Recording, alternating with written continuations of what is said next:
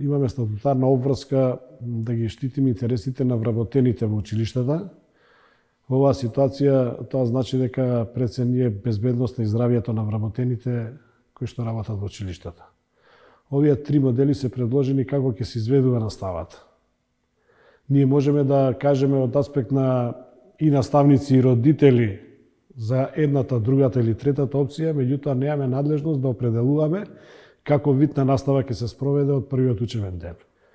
Затоа, веројатно ќе мора да се изјаснат надлежните, која што овие предложени опции ќе треба преку локалните самоуправи да се спроведат до училиштата, а училиштата, предпоставувам, училишните одбори, каде што членуваат представници од Министерството за образование, и од локална самоуправа, и од родители, и од училиште, ќе донесат соодветна одлука кој модел е најсоодветен за нивната средина.